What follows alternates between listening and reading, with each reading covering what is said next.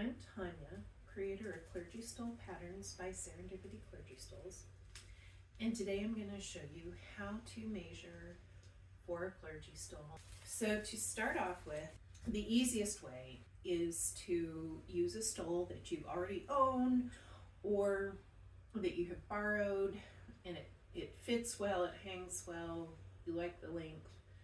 Just measure, fold it in half, measure it from the fold down to the ends. That's the length of the clergy stole that you want to order, that you want to make. If you do not have a stole that you like, a good way to measure or to determine what length you're going to like is to use a cord or a length of toilet paper.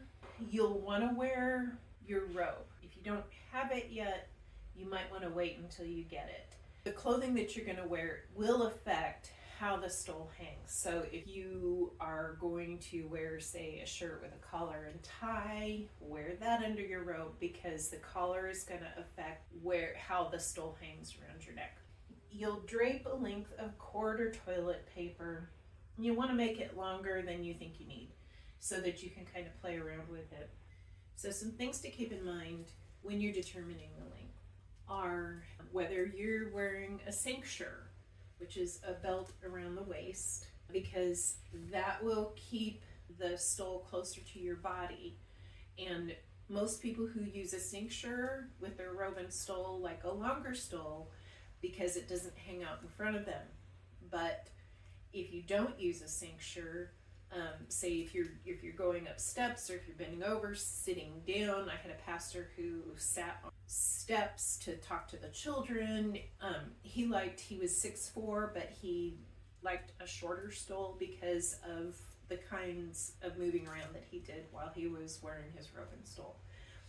So you'll want to keep in mind the type of moving around that you do when you're wearing the robe and stole. Go up and down stairs and see how the cord or a borrowed stole acts as you're moving around. Because you may think at first, well, I want it as long as my robe, but then after you move around a little bit, it's like, oh dear, I'm tripping on it, and you may want it shorter.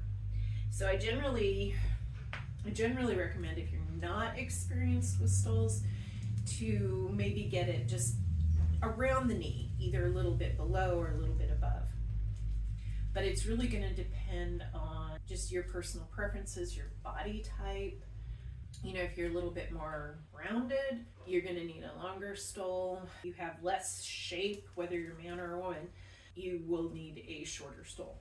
So after you have determined the length that you like, if you have a measuring tape, drape it. So you'll want the end of the measuring tape to be at the end of the cord. And then you will get the measurement at the very center of the back of your neck, where the tape falls naturally, or the cord or whatever falls naturally at the center of the neck. That's going to be the length of your stole. So on this one, it says 46 right in the middle of the neck.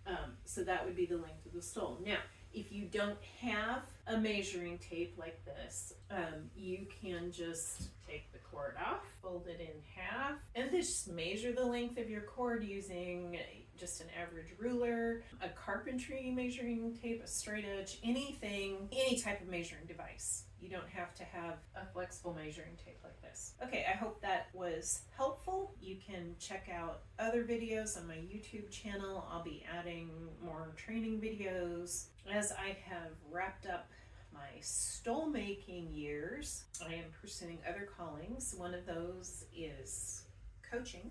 I am a family function coach, and if you're interested in helping someone improve their family function, you can check out my Facebook page, Authentic Christian Families, and I will be adding content there as well.